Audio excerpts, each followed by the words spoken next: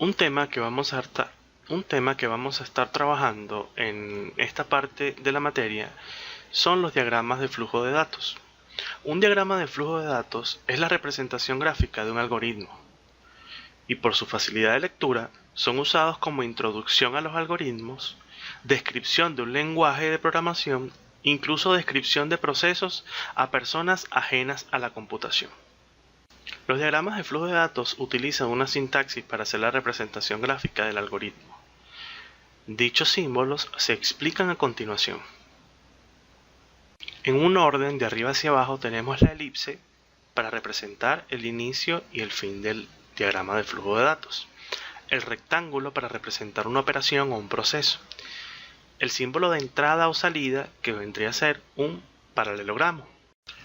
La decisión que vendría a ser representada por un rombo, el flujo representado por una flecha y el conector representado por un círculo. Vamos a asociarlo con una palabra. Elipse, inicio-fin. Rectángulo, operaciones o procesos. Paralelogramo, entrada o salida de datos. Rombo, decisiones. Flecha, flujo. Conector, círculo. Ya tenemos claros los símbolos que se usan para construir un DFD.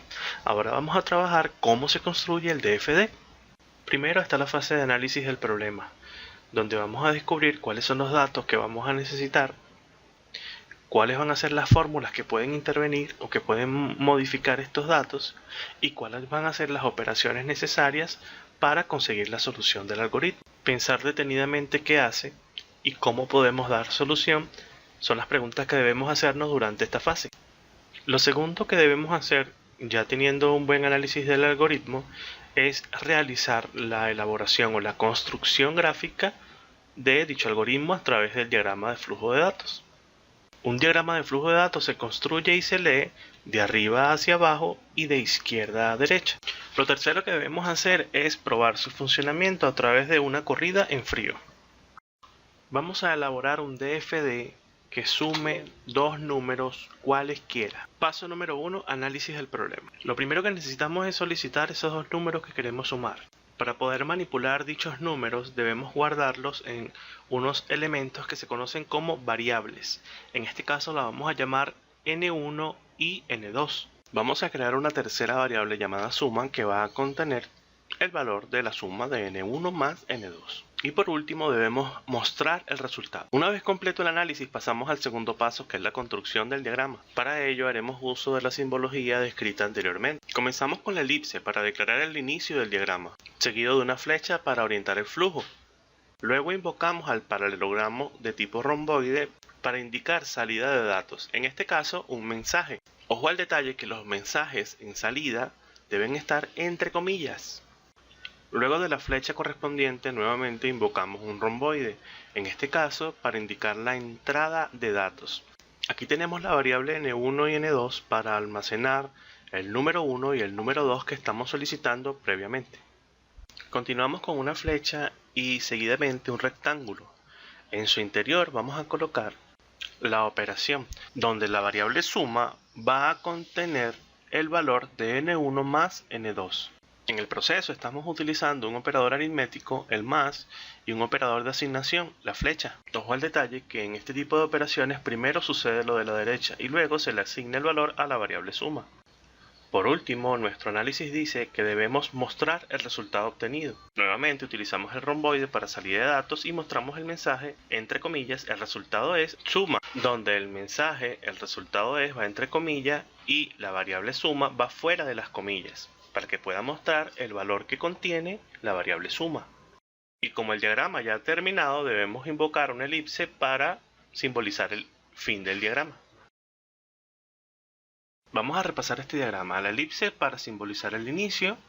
Sí, seguidamente tenemos el romboide donde tenemos el mensaje entre comillas, atención a esto, para mostrar la salida del mensaje introduce dos números.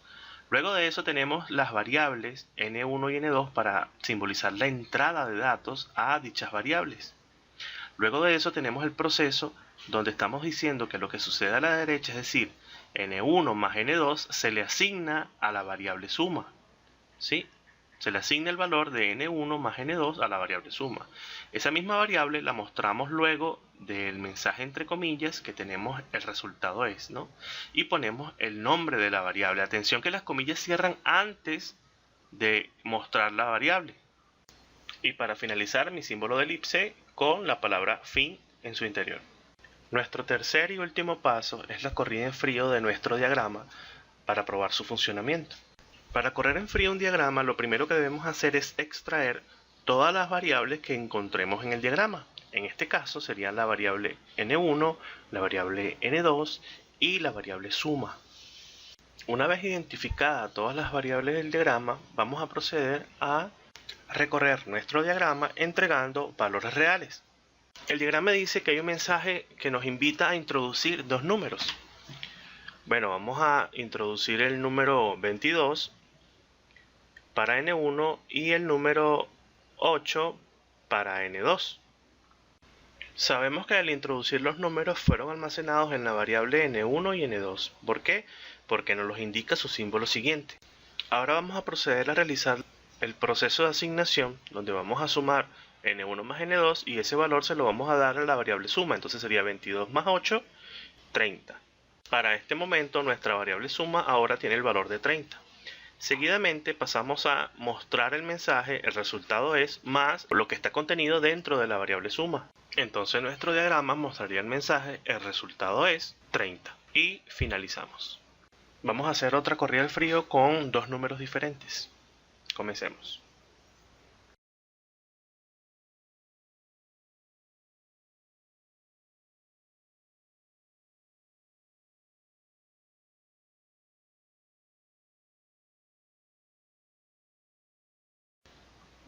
De esta forma hemos probado con la corrida del frío que nuestro diagrama funciona correctamente.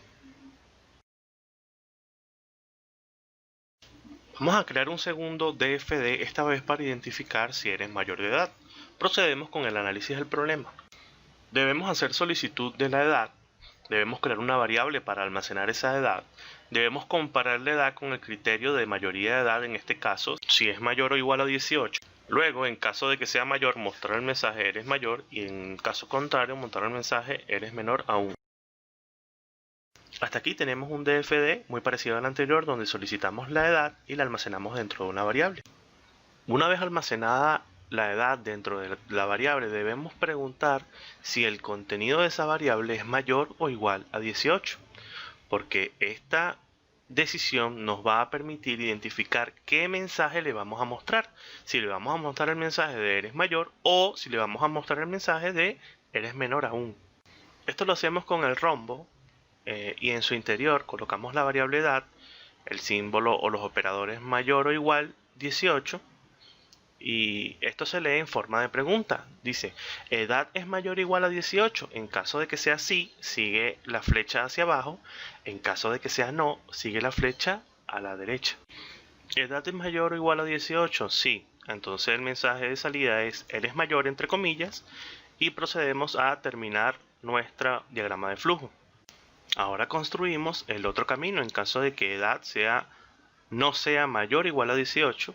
Entonces el mensaje de salida debe ser eres menor aún con el símbolo de salida de datos, y como no debe haber dos elipses para decretar el fin del algoritmo, lo que vamos a hacer es que nuestro flujo lo vamos a conectar con el flujo del mensaje de eres mayor.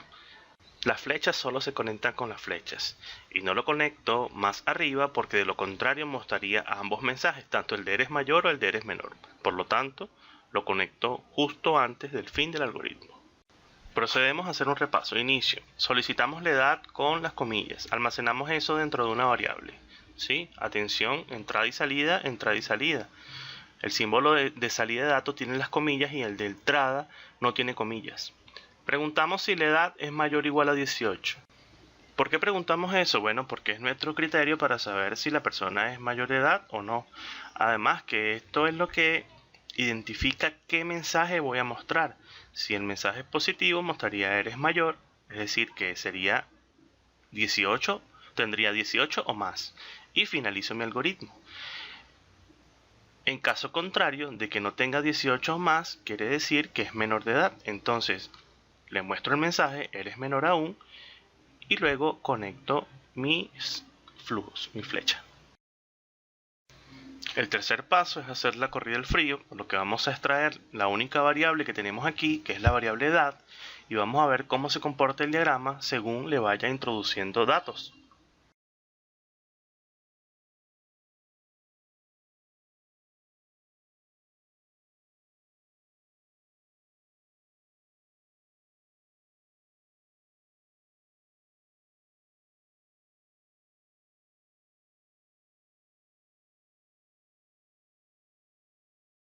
Aquí les dejo unas láminas con algunos conceptos que debemos repasar, como en el caso de variable, operadores aritméticos,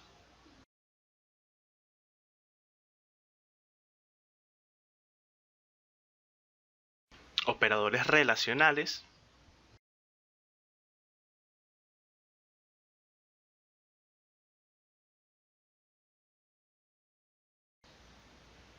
y bueno, como no, los símbolos o la simbología, la sintaxis para la creación de los diagramas.